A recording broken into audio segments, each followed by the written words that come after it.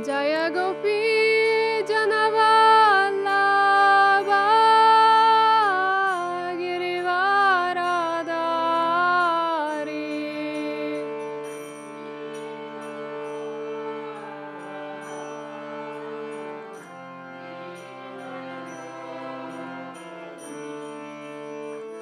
Yashodanandana Brajajana Ranjana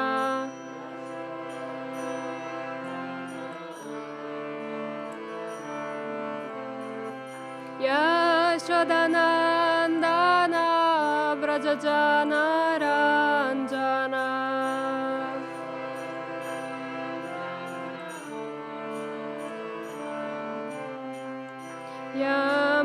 Yamunatira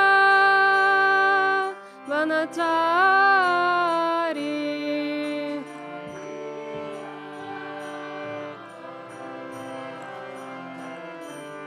Yamunatira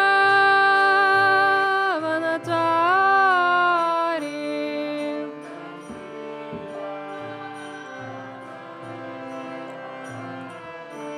Jaya Radha Madhava Kunja Bihari.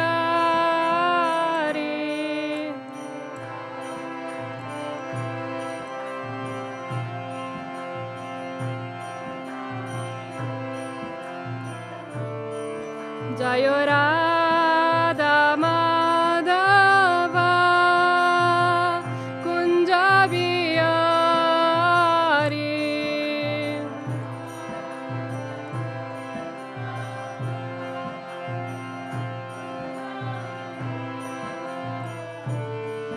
Jaya Gopi Janavallabha Girivaradari.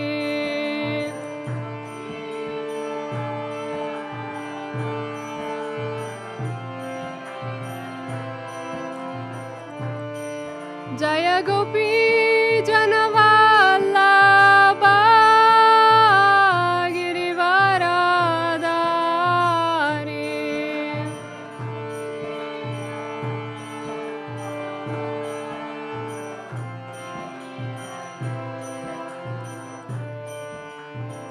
Yashodanandana Brajajana Ranjana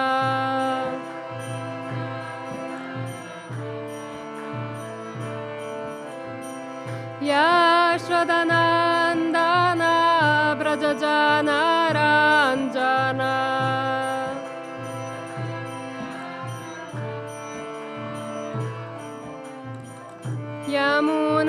Yamunatira Vanachari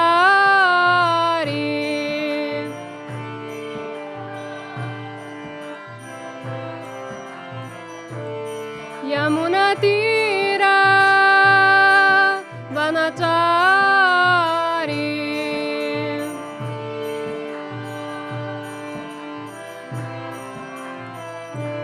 Jaya Radha Madhava Kunja Bihari.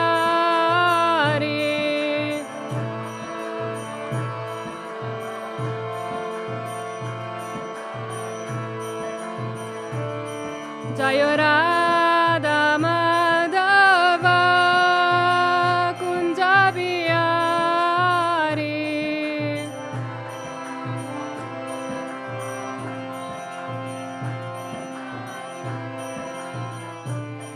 Hare Krishna, Hare Krishna, Krishna Krishna, Hare Hare, Hare Rama, Hare Rama, Rama Rama, Hare Hare.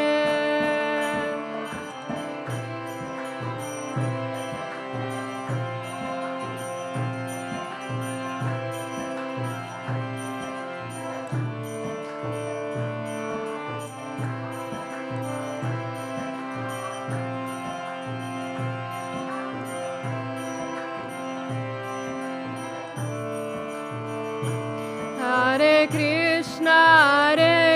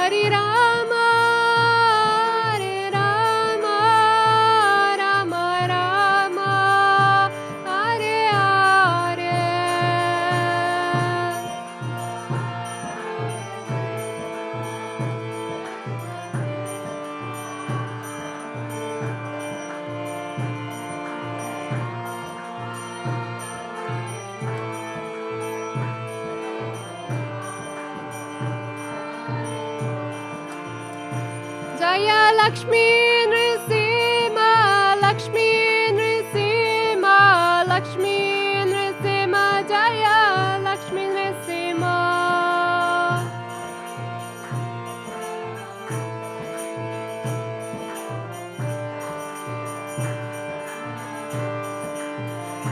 Jaya Prahlad Maharaj, Jaya Prahlad Maharaj, Jaya Prahlad Maharaj, Jaya Bhakta Prahlad.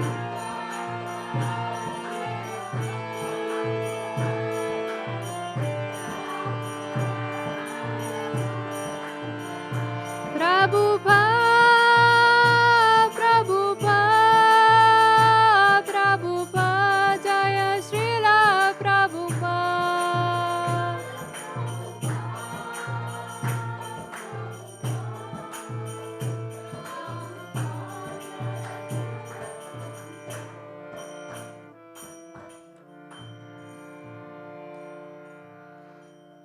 Nitai Gora Premanande Haribo.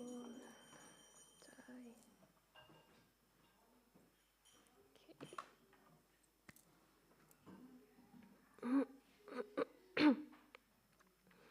Om Namo Bhagavate Vasudevaya.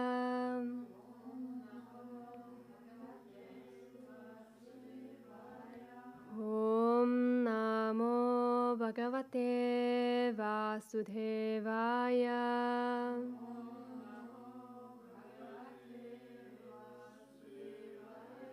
Om Namo Bhagavate Vasudevaya.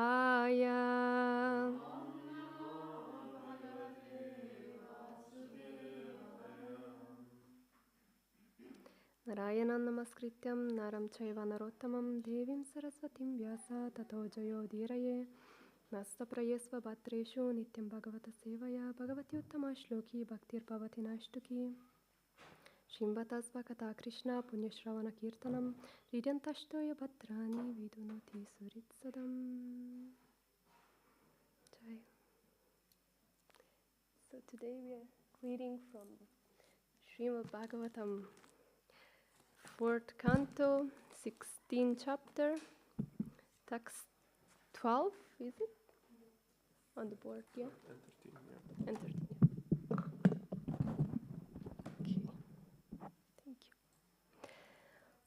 Right. Antarbahescha bhutanam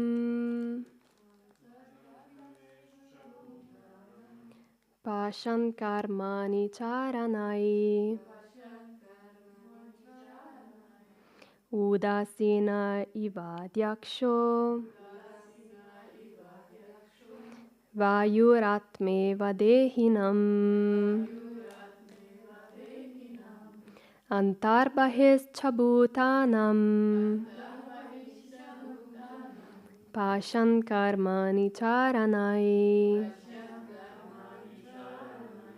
udasina ivadyaksho vayur atme vadehinam Antarbahescha bhutanam pashan karmani charanai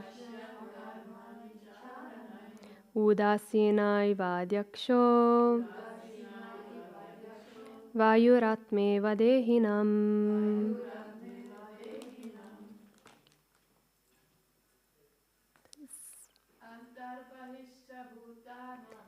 Antarbahescha bhutanam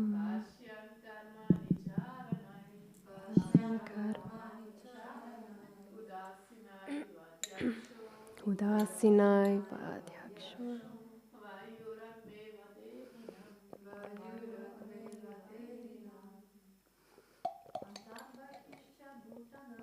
Antarbahescha bhutanam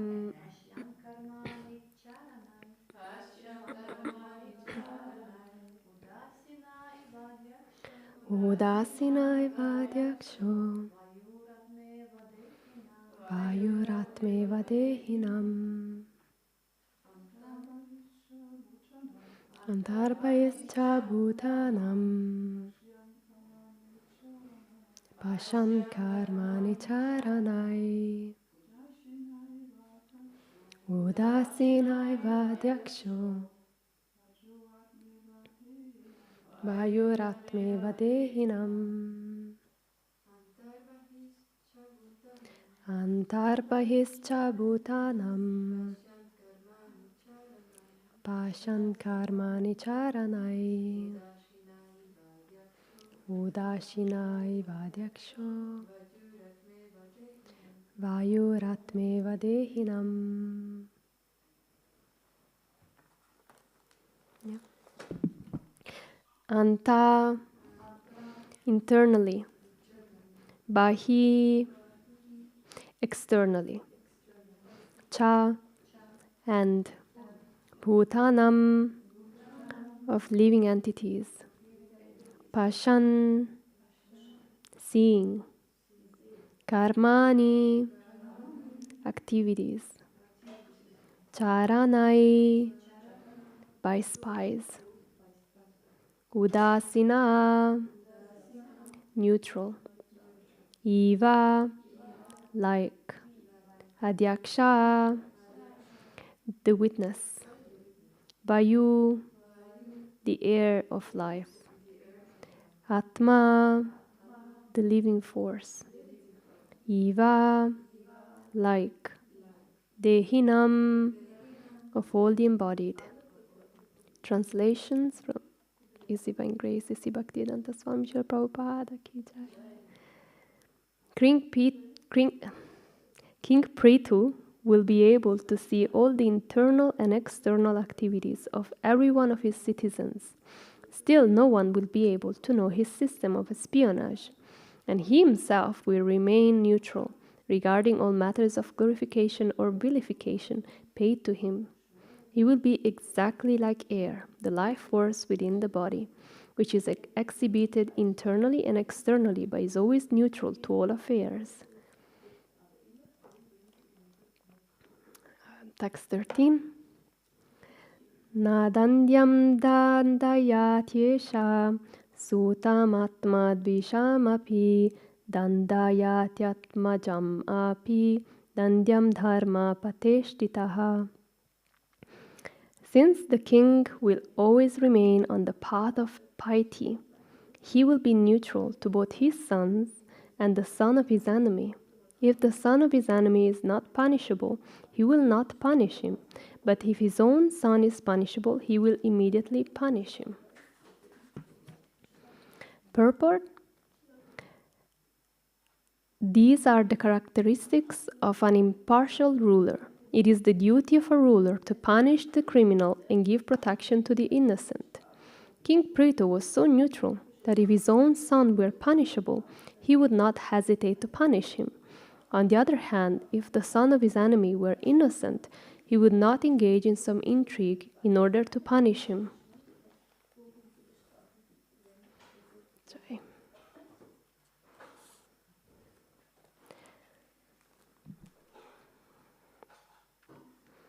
Homa Yajna Gyananjana Shalakaya Chakshurumilitam Yena Tasmai Shri Gurave Namah. Jai Shri Krishna Chaitanya Prabhu Nityananda Shri Advaita Gadadhara Shivasari Gaura Bhaktavrinda. Hare Krishna Krishna Krishna Hare Hare Hare Rama Rama Rama Hare Hare.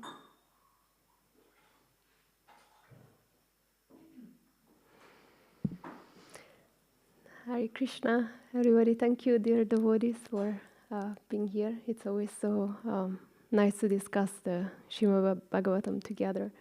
Ask you for your blessing so that we can, I can be an instrument today to share some inspiration from the Bhagavatam, and that we can also share all together more realizations and inspirations. So when I was reading this verse yesterday, the first thing that came to my attention is how, the topic of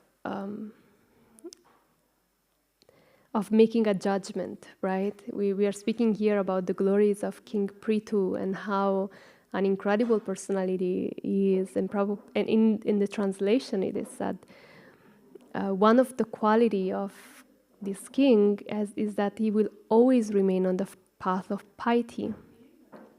So when a person is on that level of being fixed in their path, then he will have a lot of intelligence to discriminate and give judgment. But like in my own life, or where I see how any judgment that comes to my mind is often not accurate, is often a concoction of my mind, and it's very hard to understand as a kind of normal person trying to practice bhakti what is the ability to actually give judgment in a way that is uplifting and beneficial.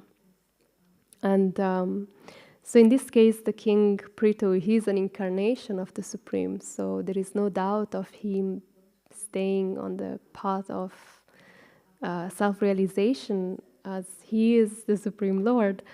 And in general, it's also a lesson of trying to approach always some kind of purity, some kind of deep connection before making any judgment in life.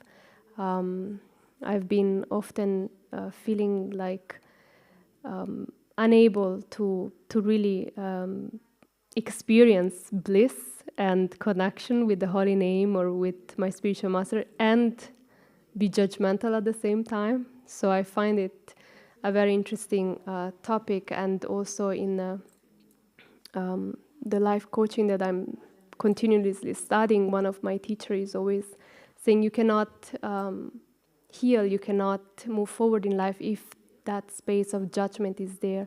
And even if we overcome our fear, our past, our insecurities, unless we give up that inclination to judge, we will always fall back to the past, to our, we may work so hard to overcome certain challenge, but it's so easy to fall down by, again, engaging in that kind of thinking that we used to.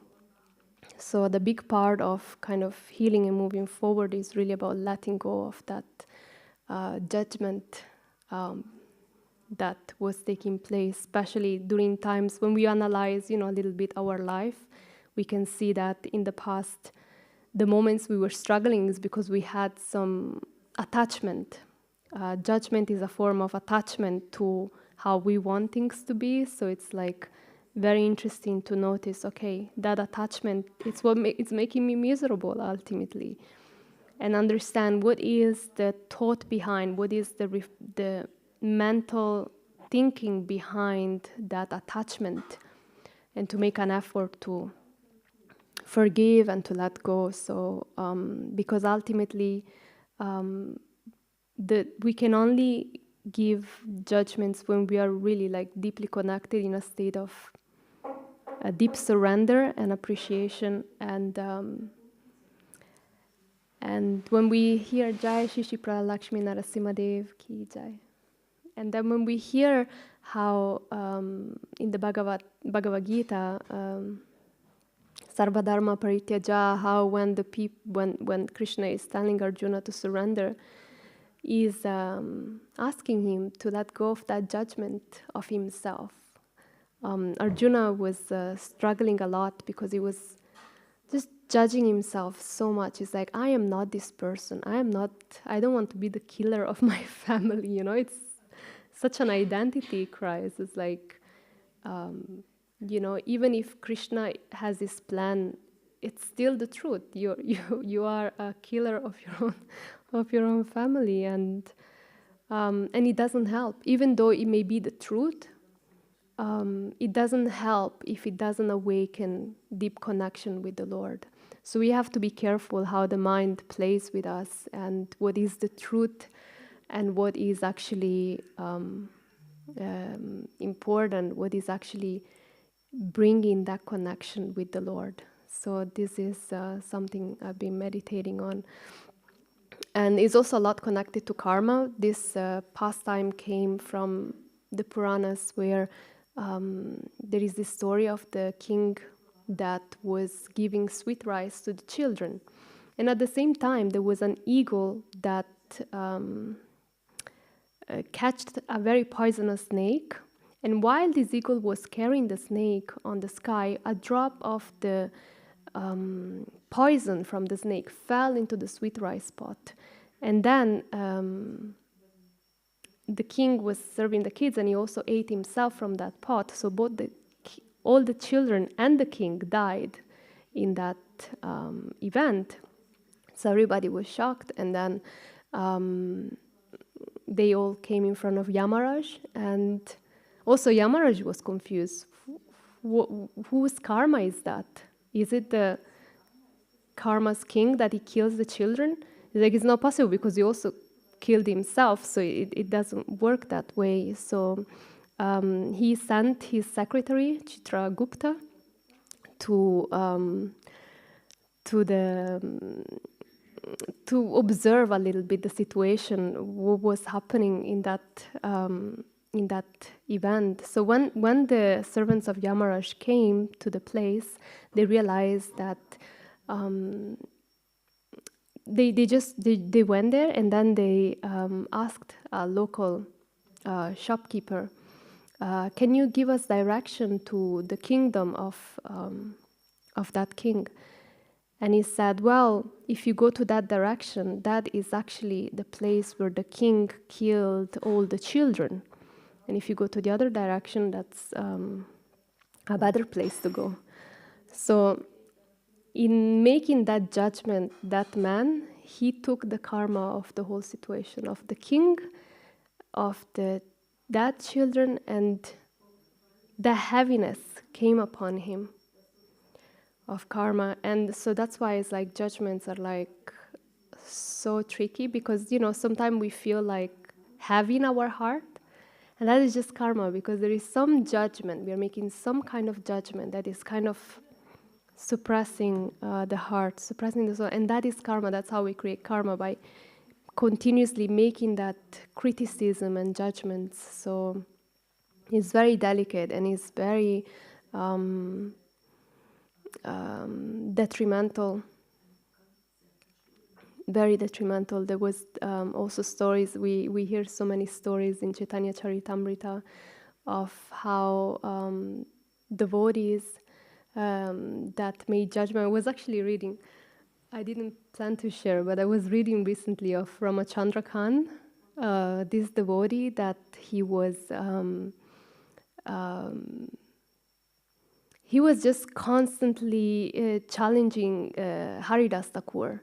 He's the one that brought the prostitute to Haridas Thakur because he wanted him to fall down. And so it was very interesting, even though he made all these offenses, still he lived quite as a healthy, like a wealthy Brahmana,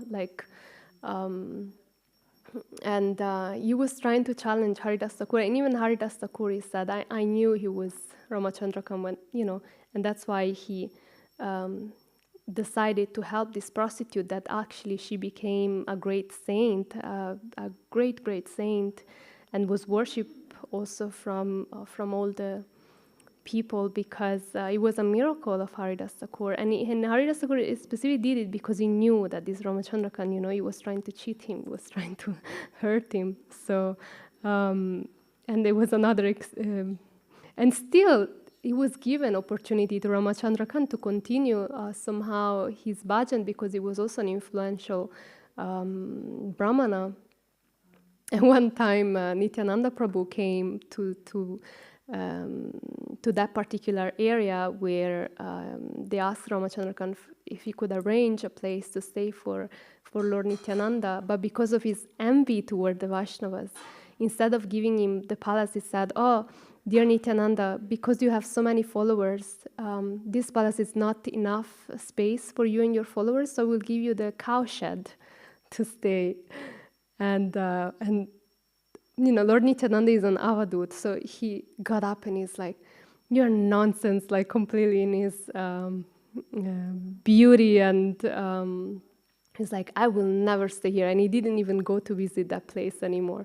And then the same moment, at the same time, a person came to Ramachandra Khan and is like, oh, we just saw you were cheating all this money. So he literally on that day, he completely lost everything because, the devotees are merciful. Also, Lord Nityananda is merciful, but till a certain point, we kind of, Krishna keeps giving us opportunities to overcome our judging mentality, but eventually, if we don't learn the good way through the stories from the Chaitanya Charitamrita and all these other stories, there will be other ways for us to learn. So it is very important. And the main thing of this judgment mentality is that it really closes the heart. So this is one sign of how we can understand when we don't feel that connection, that bliss in our heart. There is some kind of judgment. And it doesn't have to be to others. It can also just be to ourselves. Judging ourselves is as detrimental as judging other people. So we really want to learn to be kind to ourselves and to really learn to use this body, this intelligence, these abilities for a higher purpose by being very kind and aware of who we are as a person, who we are as an embodied person that has needs, and because spirituality is actually, we want to live it as a 360 degrees of wholeness, not just one area and then the other area is like, oh, this is good, but then relationships are horrible, and then my health is horrible. It's like, no, like it's like Krishna, when we allow Krishna to come into our life, it transforms us in health, in happiness at 360 degrees. It must feel inclusive. Otherwise, there will always be bits and pieces that we need to adjust to kind of keep that health. But overall, there should be some sense of satisfaction in serving the Lord, not from a material perspective, but really that the heart is like so determined to be like, yes, that's what I want. And I remember when I was struggling a lot, I really felt in my heart Krishna like really like looking at, like the times I struggled the most were the times I was also struggling more to hear. And it really always felt like Krishna coming to me in my japa being like, do you really want me? Like, do you really want me? Do you really want to fix your consciousness on me? And it's funny when I was asking myself this question, like, do I really want to fix my consciousness on Krishna, just Krishna? It's like, there is so much else to do, and there are always so many other things to do. So do I really want to, like, all day, every day, not just during my japa, but during my day, do I want to fix my consciousness? Do I really want to catch him, So this is this has been one of the questions that really helped me to kind of try to live my spirituality, not just in my sadhana, but really moment to moment, because it's not fulfilling to the heart to just do sadhana and then somehow feel disconnected about Krishna in our daily activities. So it was just something that I really wanted to feel, that connection, like in not just in what I do outside, not just in what I do in my sadhana or in my service or in the temple, but also when I come home, like to keep that energy of feeling that space of service and presence of the Lord in my heart, because it's so beautiful. I don't know if you experience when you do some service, like on the altar or on, just some kirtan, it just feels very nice. Like you feel like you're a channel, no? Like you're connecting deeply with the Lord, or you're chanting, and then, when we kind of have to face all the other things we have to do, it's like sometimes it feels like heat and cold. Like you feel the heat when you're like so nicely engaged, and then the cold when you have to clean the room or you have to clean your home. It's like, and it felt so painful to me in my heart to separate these two things. It's like, no, I want to feel the same connection when I clean. I want to feel the same connection when I have to take care of my body, when I do my yoga, when I have to work. I want to feel the same connection when I have to clean dishes. It's and that desire really helped to kind of to be happy in life. I don't know. It just felt like, wow, I don't have to separate myself. I don't have to separate my service. I can just really be in service constantly. I can do everything. And be in service doesn't mean externally. It means an internal attitude of I am a speck of divine grace. I am a pure soul, and Krishna is in my heart, and he can guide me in any moment, not to just serve like physically, but to just do it by bringing light, by bringing that grace into my environment, bringing that joy into my activity, and it feels really good. I have to say, it's a very nice practice because it's nice to find that balance of being blissful when we serve, but also being blissful when we do everything else that doesn't sometimes look like directly related, but it is very beautiful. And so yeah, this is a little bit what I've been meditating on. There was also another point that I was, just one moment.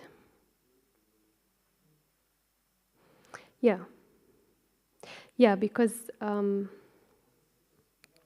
it's very unpractical to also separate these things within ourselves. It really doesn't bring so much joy. And another point was that what is the I don't know how to bring it forward in this context. So, it's important to understand that actually we cannot judge something outside that we don't have inside. And that's why another reason why judgment is not healthy, because but it also helps us to understand what goes on inside ourselves, because we can only say something or judge something because that's what we've been cultivating inside. So in truth, we cannot really give to others something that we haven't, to some degree, cultivated within ourselves. And the fruits, service is like the fruits of our meditations. And so the question is, what do we meditate on during the day? Where is our consciousness going? And I wanted to also ask you to have a little discussion, like,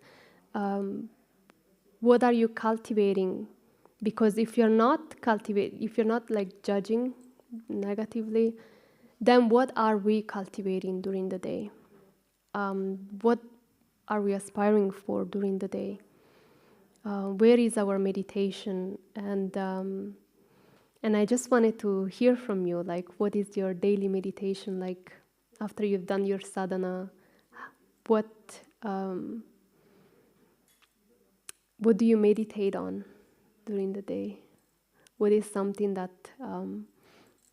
kind of brings the spark, the inspiration throughout the day to kind of keep connecting to Krishna, keep that connection with him, and not become an instrument of misery, but actually still continue to uplift yourself and to be in that space. So please, if anybody wants to share.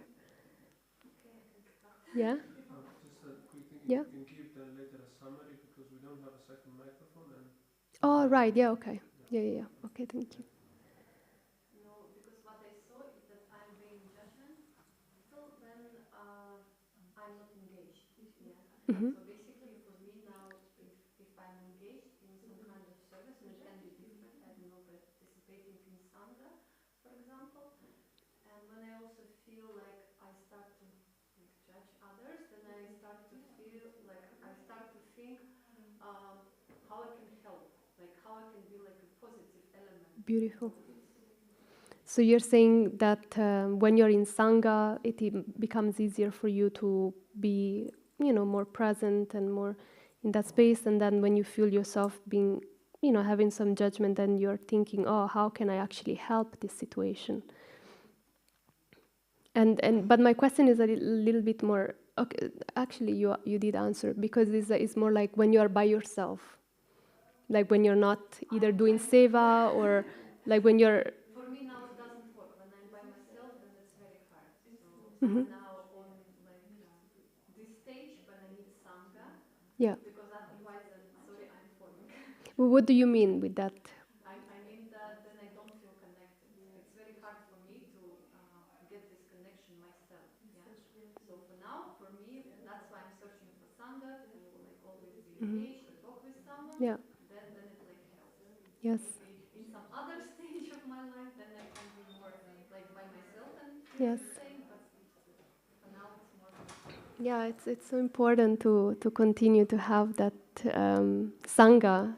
That is the most important thing, and so it's beautiful, not when you're alone. You see, okay, I'm struggling, and then we realize, okay, I need association. I need good association. That can be like either reading something or listening to a lecture or actually physically going to places. So beautiful. Thank you so much for sharing.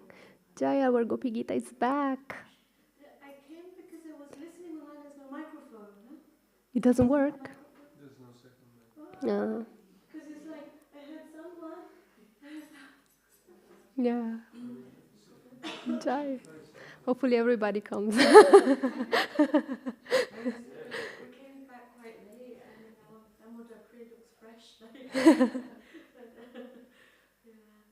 very late. But beautiful lecture. I think it's one of the nicest lectures I beautiful on this level of judgment. This other point, it's so powerful. This moment one feels a bit blissed out because we had this wonderful energy of Guru Maharaj Satchidananda Swami to enlighten us, and this attention of that he gave of so much away from judgment, just literally accepting of others. He calls it humanness. The humanness that sometimes people make mistakes, but you just sort of So beautiful. bypass. I want to share. Gopi Gita is saying it. They just came from. I mean, can you? Yeah, you just spend such a beautiful time now with Satchidananda Swami and how he brings to that space of acceptance and moving to grace, moving to, what did you say? Humanness. Because sometimes we make mistakes. Yeah. We all make mistakes because we're human. Also, Prabhupada is correctly right. But it's okay. We just, with a space of acceptance. We are human and. Affection, kindness, he mentioned too this time. Yeah. We are. So beautiful. Yeah. To just accept who we are and just be like. Not just accepting, but actually be happy, no, for who we are. Like be no, or just. Like I think, like as a child makes a mistake. Yeah. You don't like not take it seriously. The heart is open. You're like, yeah. Yeah, like children. Just yesterday, we were at the table, and sometimes children they play, and then all of a sudden they kill each other. It's like it was just one moment, it's like somebody. So it's like and then a second later again everybody's fine again. It's like okay, you didn't like that child, you just punch it, and then it's like you have a little fight, and then that's it, and then there is still nobody takes it like, you know. I feel like it's more the parents that then they're like, or but the children, they just don't take it, they don't take offense, like they're just like, okay, next time maybe I hit you, but who cares, like we're just playing, and we still want to play with each other, so they keep trying to play with each other even if sometimes it can be so that purity, you know, that just being so nice. Yeah. And also you spoke of consciousness of doing everyday activities. Also a very beautiful point that you mentioned, because the thought now was to think about what was the question again? So it's like when you're not doing service, like when you're like, you know, official service in the temple or with Sangha, like when you're doing like cleaning your room, you know, just taking care of the things that one does daily, like what is the meditation, like what is happening there, and Amira was sharing, it's painful, it's a struggle when you're not with the bodies, it feels That's It why is. I really wanted to hear your example, how you did it yeah, in details. yeah, If you can. yeah. I would maybe share later, like a Gita. He's still figuring out. Okay, so let me share a little bit, so we have also another microphone. Is it? Oh yeah, wonderful. Please, you share. Just No, like for me, it's like that. It was that deep desire, because it felt like, especially living outside, you know, you come to the temple, and especially when you're on the altar, it's just like, it's so beautiful, and you're so close to Narasimhadev, and it's like so beautiful. And then it's like, sometimes when I come home, I'm like, you know, there is no purpose of my existence, you know. It's like, sometimes it feels really like beautiful, and then completely, you know, the opposite. And I was like, from the very first, you know, time and I was like, I don't want to live like that. Like, I don't want to separate my consciousness on what is service and what is like, you know, not, you know, directly connected with the Lord. I was like, I really had that like intense desire to want to feel this. I was like, I want to feel the same when I'm in my home. You know, I was like, really, I want to feel the same connection. I was praying a lot, and then, you know, my Guru Maharaj was like, yeah, we need to cultivate that consciousness every moment, in every moment. So during the day, like especially when I feel like not happy or whatever, because sometimes we don't know why we are not happy, so you just feel like that. And I was like, Krishna is in my heart, you know. Imagine, you know, remembering the things like when I am actually feeling that connection, so recalling that these moments and be like, so nice, I can still serve the Lord, and bring something that helps is to bring that joy in what I do. Like when I clean, I'm not just cleaning, I'm trying to bring like a beautiful energy into it, like, and it changes so much, you know. It's the same when you cook, or when you just try to do it with love, and of course, like, which love do I have, you know, but just with some gratitude, with some inspiration. It's like, okay, today I have to maybe cook something very healthy because I like to, but let's make it in this way. And then, you know, it's just to continue that a kind of bhakti process in the little things. And when I'm by myself, when I have, you know, when I have to do yoga, sometimes it's dry, but it's like, can I do it? Can I also do yoga as a form of bhakti?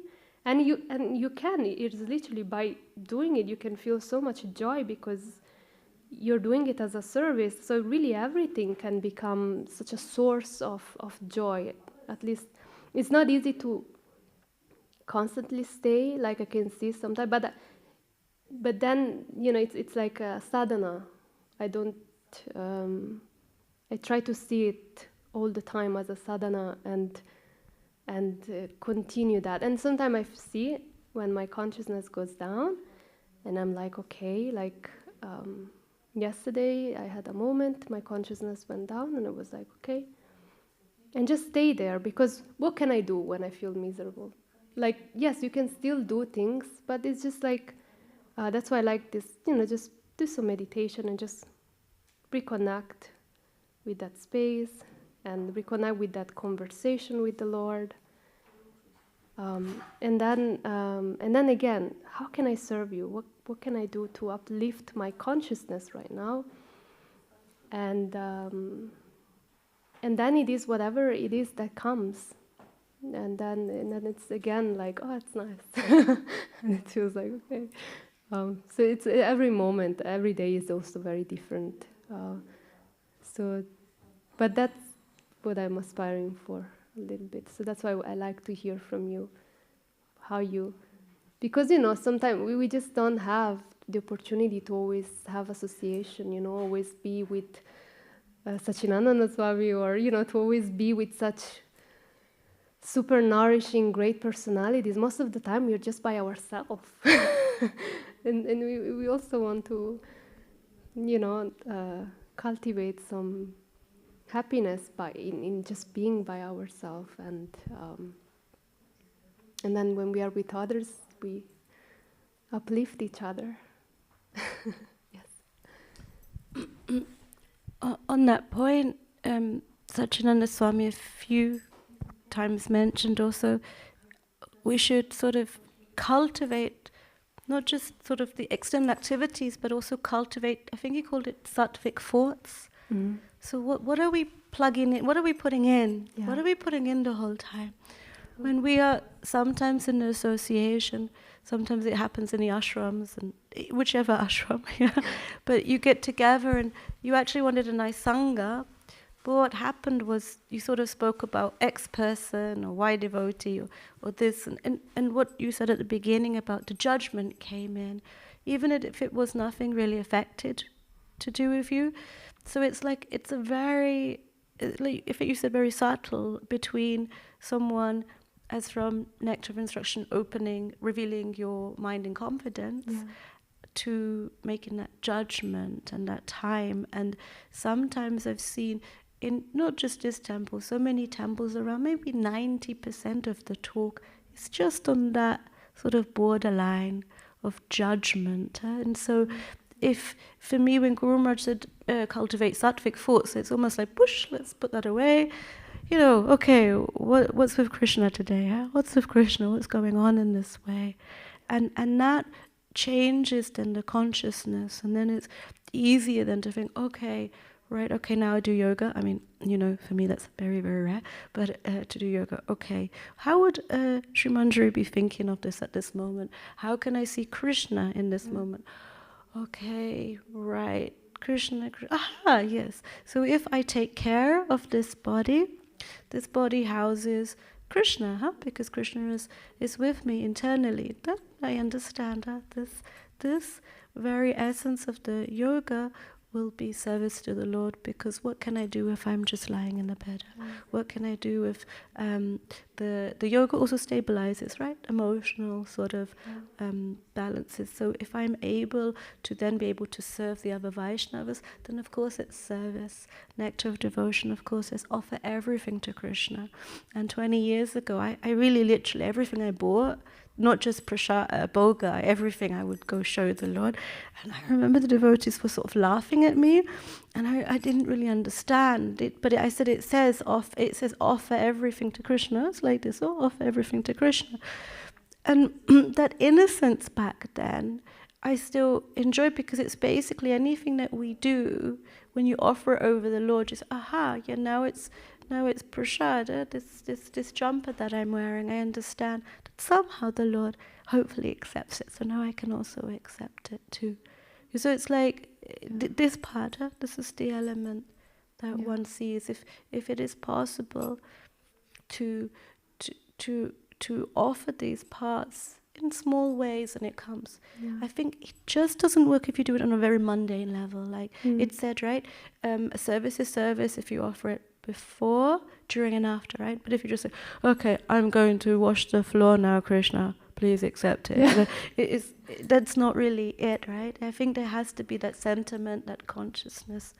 Yeah, that's what I feel from, you know, to be like, okay, please, and sometimes it's also the struggle, right? I'm not really getting that this is service now. I'm just been told to do it. But please, Krishna, somehow accept it. Yeah.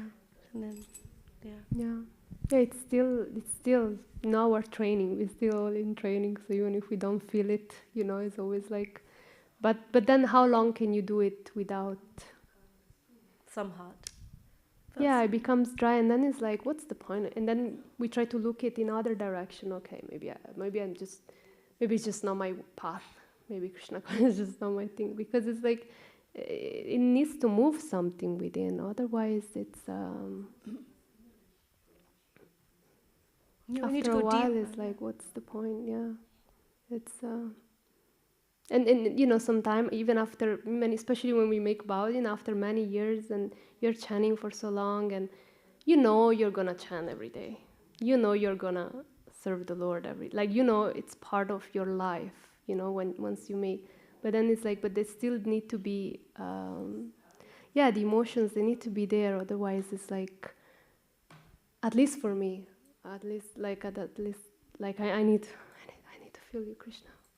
It's like, I committed myself to you, but now I need to commit to the emotional part, not just to the vows, to the external. So, yeah, it's beautiful. Thank you for sharing so much. It's very...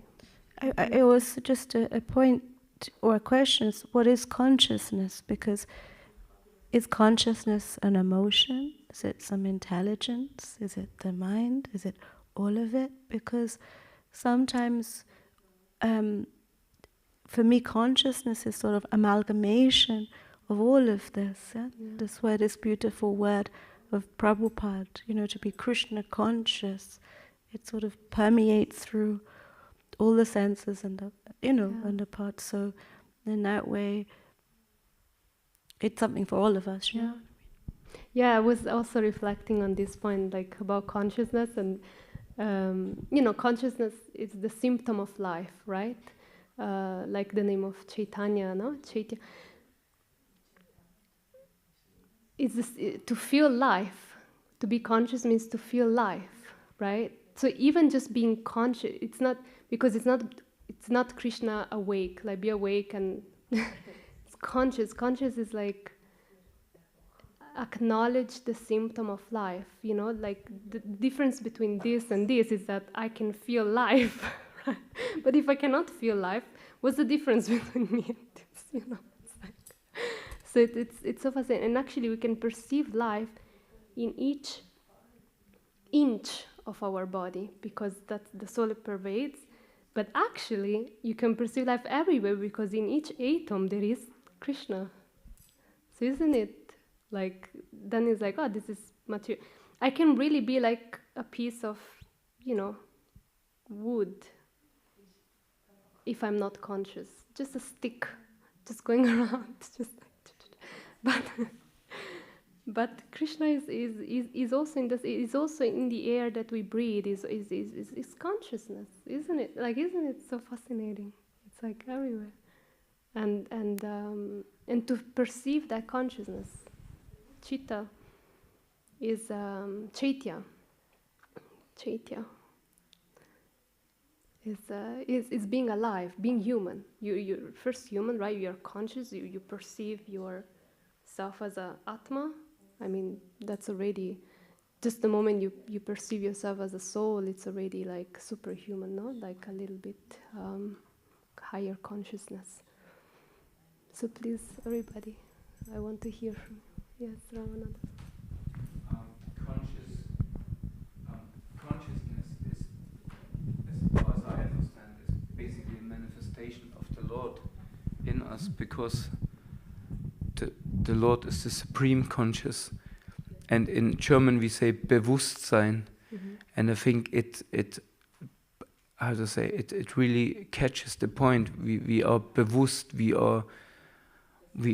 have knowledge of our existence, basically.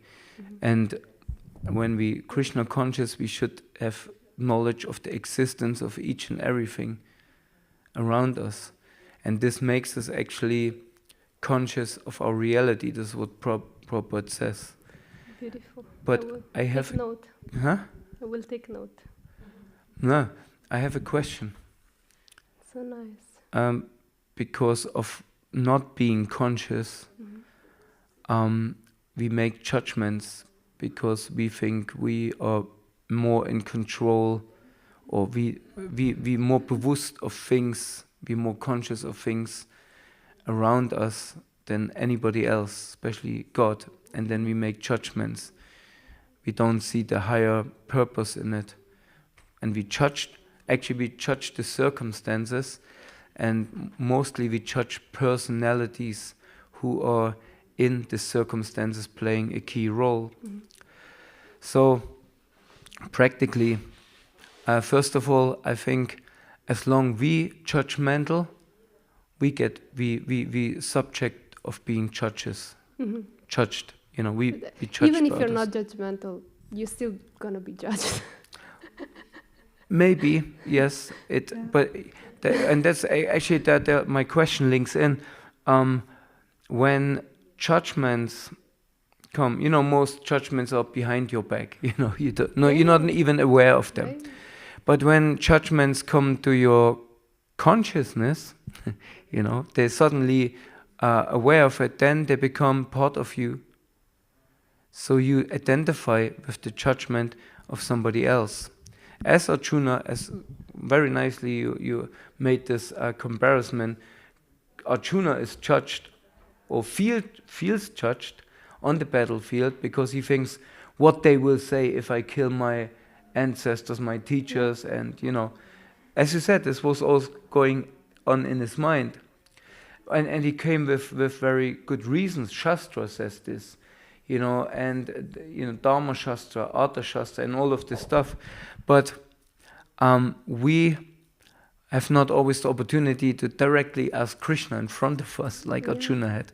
So especially when these judgments come from devotees, how we take them seriously or not seriously, how we can understand this judgment is passed by a person who maybe is not a well-wisher. And I don't have to take this judgment in, or when do I have to consider what Krishna want to tell me through this situation, through this judgment? Yeah, it's a very good point. Can I share? I have a question for you though. Like if you can imagine, I'm giving this lecture today, and then after Bjorn comes and he's like, Mataji, that was, like you're really speaking like it's not true what you're saying. Look at your life, look at what you do. It's like you're, cheating us here. It's better you stop doing that. What would you? And I come to you. What would you tell me? Like maybe it's the truth. Maybe it's the truth. Maybe what I'm saying is nonsense, and maybe it was detrimental. But what would you tell me? Well, exactly this happened to me. So that's my question to you. But what would you tell me? Like I'm feeling like hurt from Bjorn, and I'm like I'm what would you tell me?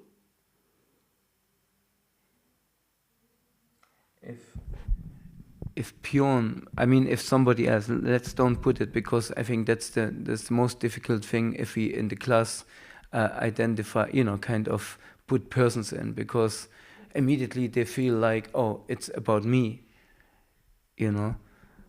So if you name a person, then this person. I'm just saying, making an example. Like but this is what happened to me. What kind of a person felt approached.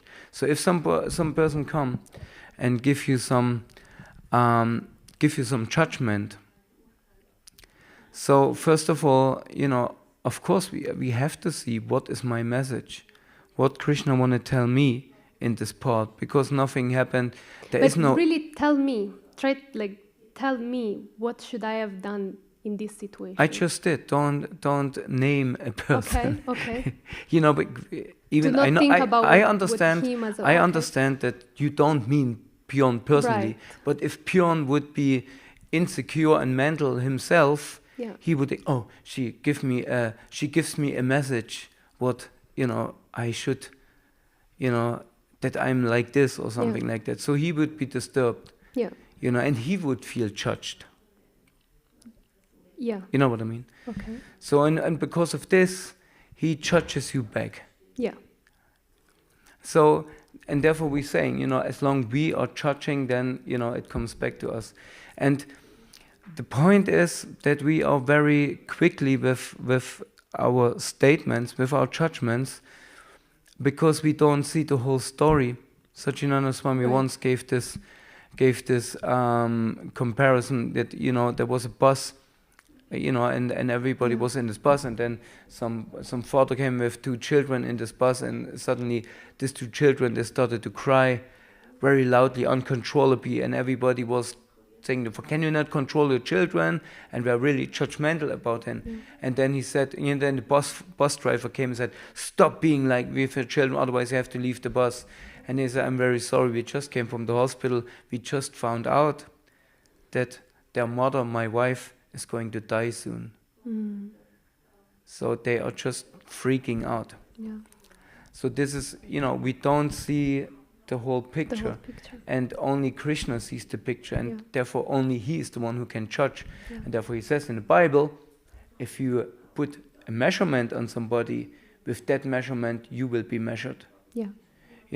So yeah, that's what I would tell you. But still, when it comes from a devotee, it's sometimes difficult to really find out, okay, how I should react, what are the steps I have to do, go from the battlefield. Yeah. Let's say what Bjorn told me was true. What? Like, let's say what Bjorn would have said that I'm speaking nonsense and it's not, it would be true, and I'm like, I can have 2 reactions. Oh, you don't understand anything. I had sometime, a few mantras. I would be very intense, as a brahmachari. And one of my teachers, one time, he's like, "You're such a kanista. You have to shut up sometimes." Like sometimes that's how senior devotee, when they get, they can give some judgment to. Yeah. And it felt good because I was intense, at that moment. Like I was like constantly like, oh, you're not doing this right and this is not right. So, but, there might be truth in it, for whatever reason. But then it's like, what am I going to do with it? Let's say it's the truth. Like, what am I going to do with it? Is it going to help me in my devotional service, yes or no? If yes, how?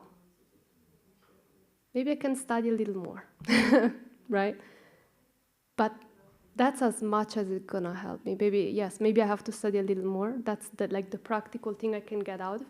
But then not much of it. Much of it is Bjorn's problem. I mean, much of it is the person that gave that judgment. Because he is going through a lot. Like for me to go to another person and say, look, what you did was like not good, it takes a lot. Like I need to be really in a bad place, to actually go to another person and say, what you're doing is detrimental for, whatever. It takes a lot of pain. Like you need to feel like really something, and this person must be going through something, So, one can always take the essence, like, okay, maybe I have to study more, or maybe I can improve in the way how, like you said, or maybe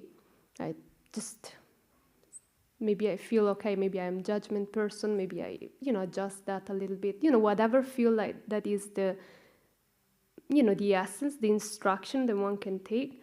But then it's like, it comes back to healthy self-esteem. I am a pure soul. Nobody can, hurt my happiness and hurt my connection with the Lord. It's like nobody.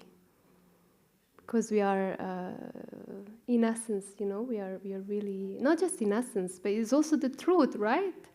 The truth, it's the truth that Krishna is in every atom, everywhere, all the time. So I always think of my Guru Maharaj, how he was insulted and criticized so much. And I don't think he was judging people, but still, you never know, but what also great personality do, but they the more, Haridas Thakur, beaten up.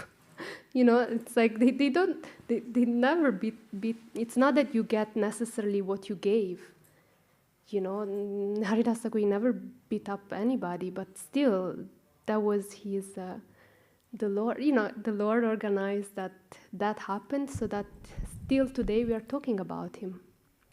Yeah, but this the Lord gives, like also an example of your Gurudev maybe, the Lord uses his devotees to give a lesson, like the mother-in-law, she yells at her own daughter to say, hey, I told you this should be in this place, this should be. Actually she want to teach the daughter-in-law, but she knows the daughter-in-law cannot take it when she yells at the daughter-in-law, so she yells at her own daughter in front of her to make a, same as like Haridas Thakur, Jesus Christ, or wherever you take, or your Gurudev to give us a lesson. And it works. Like there was another episode where one devotee came to our Gurudev and he was telling me, he was serving. There was this a guru in this center, and he was treating bad other devotees. Like he was really not nice to so many devotees, and many were sufferings. And so he went. I won't say name, but he went to Radhanath Swami and he was like, it's too.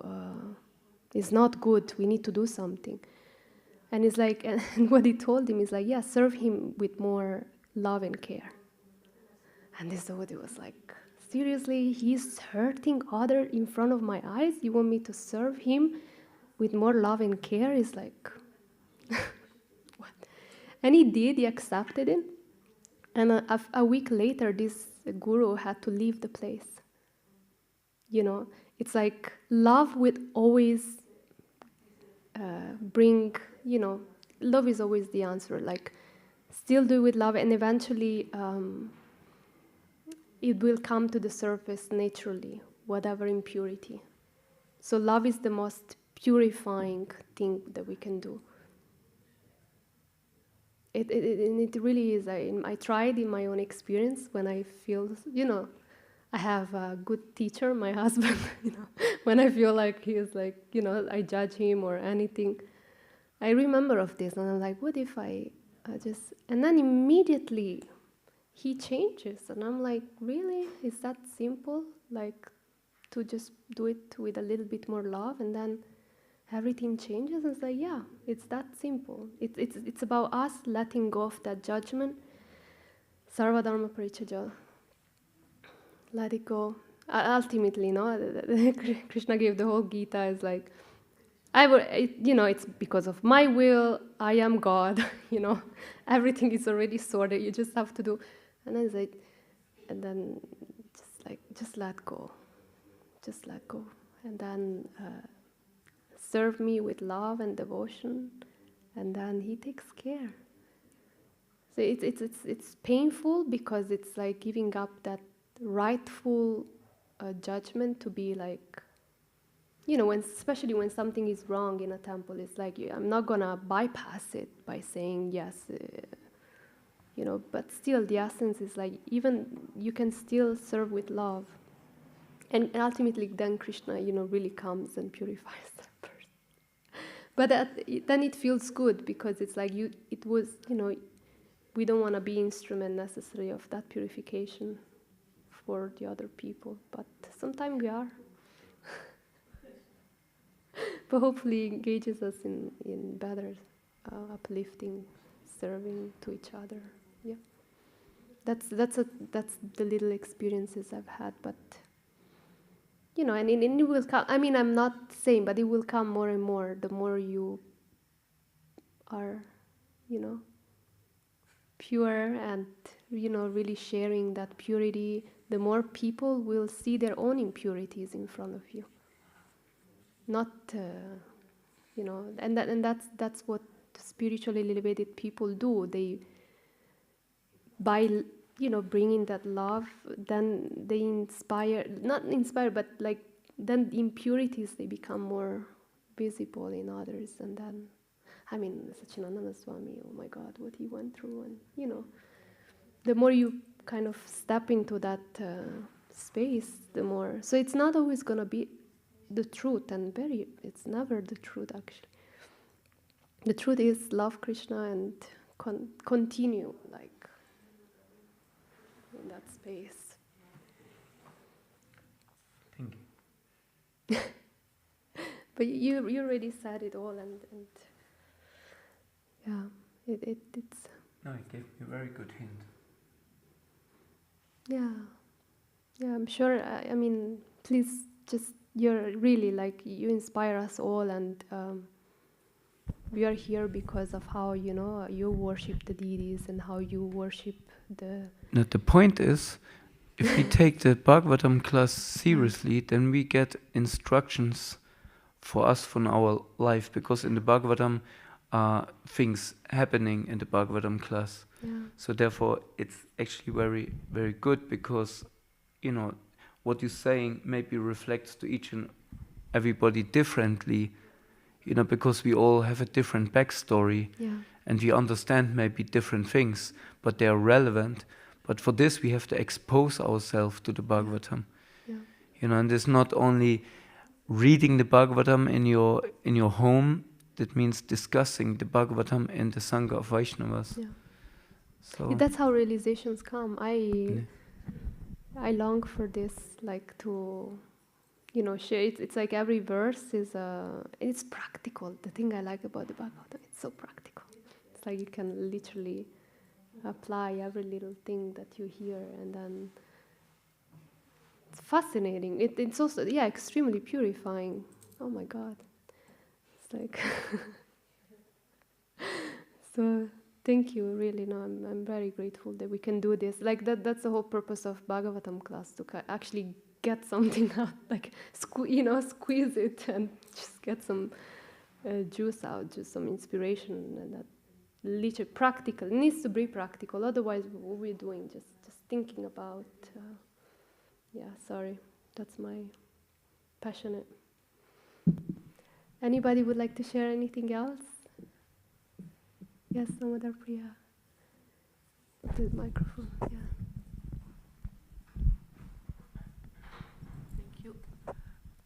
I just remember in the Govardhan retreat, my spiritual master was speaking about meditation. And he asked us to close our eyes, and he led us on a guided meditation. And when we opened our eyes, there was a Brijbasi sadhu sitting next to him. We did not hear his coming. He was just sitting next to him, and he had a beard, and it was like a very impressive personality sitting there.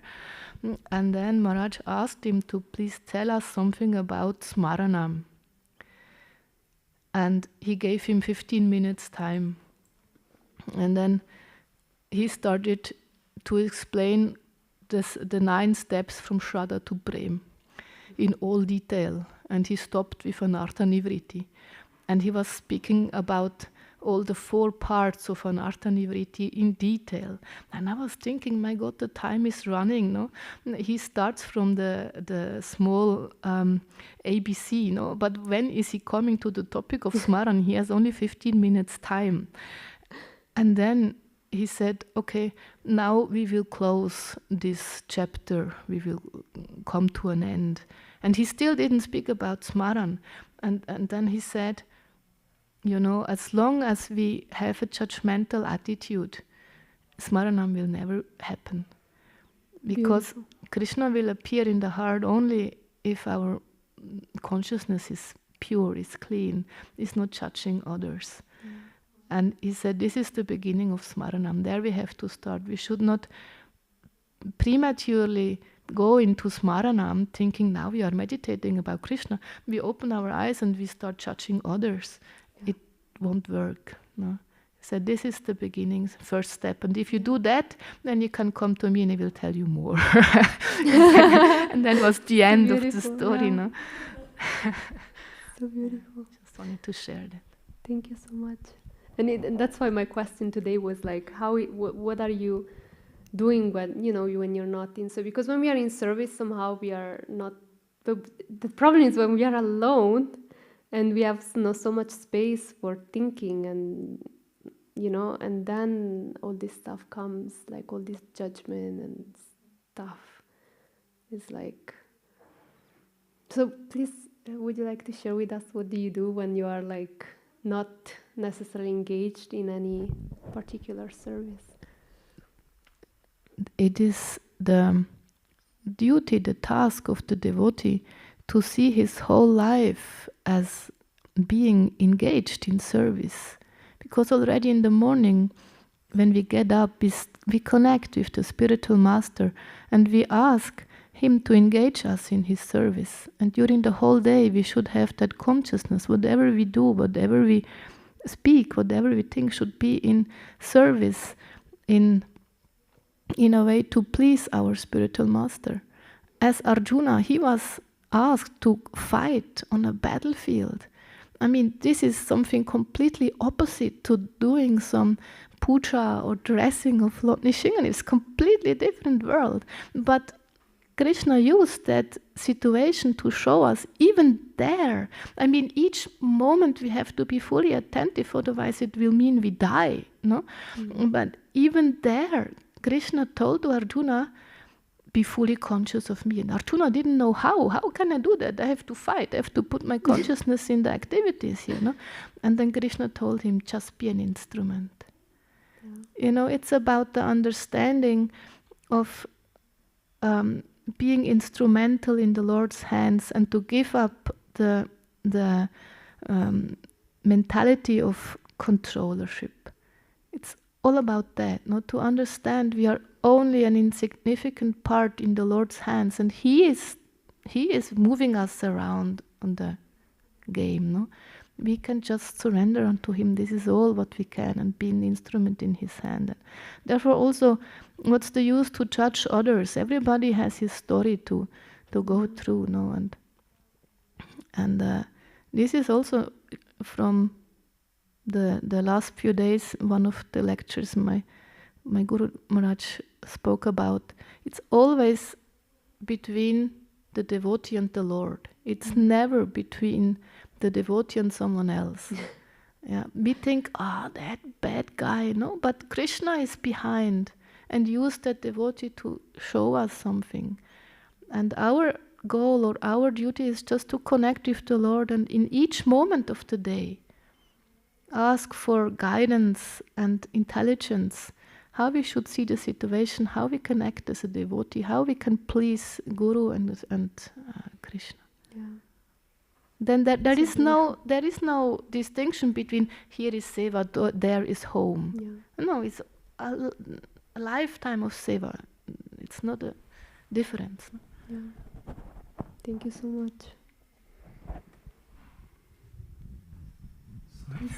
To go on, it's a long class, but I had a very good thought what I want to share when Damodar Priya said this about Arjuna. Actually, Arjuna, Krishna gave him the ability to fight, to be a fighter. That's his service. And while he's fighting, he doesn't think of anything else. Mm-hmm. And being on a battlefield, in a battle, that's where Kshatriyas thrive. This is what what they're all longing the whole time. Finally they can fill their role. So it's not like, oh no, I have to fight. They're getting excited, and that's this. They're showing all the skills, and but this Arjuna wanted to give up. He said, no, I don't do it anymore. It's like for Puchari, if you, oh no, festival, is so so exhausting, or whatever service you do, like you're a cook. I think, no, whatever, I don't want to do it. But actually, a festival, the whole day you are engaged in service. There's no thought of outside of that service. Yeah. And in the end, you feel so happy and purified. You don't, it's not, but when we think, okay, I do service from here to here. And then I'm free. I'm myself. Yeah. I'm myself then. But actually, when we do service, we should feel that's me. Yeah. And when I'm doing not service, I should feel useless. And yesterday, this cook was cooking in Tirupati, Goranga. He will come here for a festival as well to cook. Tiru from London. Yeah, from London. Yeah, He such a joyful character, so blissful all the time. He said, actually, I'm a manager. He also gives business. He was I was working at Govinda's. He was like my boss. He's like really good. So he gives also, how you say, management Yeah. lectures, consultants to business people. Yeah. I never knew, And he opened 2 temples. Anyway, it's the other thing. But he said, they said 2 times, I said, did you cook breakfast? And no, they said I should rest 2 times cooking as well. But my flight goes in the afternoon to London. So that's actually now it's wasted time for me. It's like, and he really said it and really meant it. It's now wasted time and sitting around. And of course I was attending and say, you don't have rounds to chant, but probably he did, or, So this is how we should feel. I don't cook. That's my nature. Krishna gave me this ability to cook and to serve the devotees. He said, I just love to feed the devotees. And he walks around and everything fine. And of course everybody glorifies him, but he doesn't take it as he just sees, I'm happy because the devotees are happy. And that's my service. That's me. That's Dharma. That's Dharma, But we have the mentality, my Dharma is to sit around, scroll on YouTube, and by the way, I have to clean, I have to do this, I have to do that. And of course, it takes a while till we find in devotional self-service ourselves. Yeah. But each service, we should see, as I said, cleaning. When I was cleaning the bathroom, I many times said in the Prabhu ashram, there were 2 toilets, and I saw them as Gora and Nitai, and I bathed them every day. And you say, that's how you can, it's offensive or whatever, but this was my way to connecting it, the service, to my nature. So, and I thought the devotees, they used to, it's pleasing to the devotees, when the toilet is clean. So it's the same when the puchari dresses the deity opulent, then the devotees are pleased. Why not the toilet, Yeah. Sorry. Yeah. No, but it is the internal mood, that's what matters. Who says that they are not Goranita, right? If you say it, then, we accept. You don't have to, you maybe don't think, it's Gornitai because Ramananda Gopal said it, whatever. That's maybe wrong, but you have to make your own, connections. Yes. Yes, thank you so much. This is so uplifting. I will try to find a name for my toilet. No, it is, it's a good meditation, no? To see everything, just see everything as a, Before they just went to forest, right? Now we have toilets, so we have a whole bathroom and... Yeah, but with this we have responsibility, and responsibility is always, in end, we're responsible for Krishna. So Krishna gives us facility. With this facility comes responsibility. Exactly. So it's his gift to us. The husband gives the wife a kitchen that she can cook, so she has responsibility for the kitchen. Yeah. I mean, it's a crude, whatever. But it's true. Everything is a and the same thing. Devotees, whoever is around. It's not that we are responsible for their connection with the Lord, but we are responsible for how we approach them. Like simply in the kitchen, we are not responsible if the kitchen is, whatever, beautiful in this way. We're responsible how we approach it. Yeah, it's the intention is so important. Thank you so much. It's so uplifting. I feel so uplifted and so encouraged. I do have to do a lot of cleaning today. So please bless me. jai. Forgot. Srimad Bhagavatam ki jai. Vaishnava Vrinda ki jai. Nitya Gaura Premanande.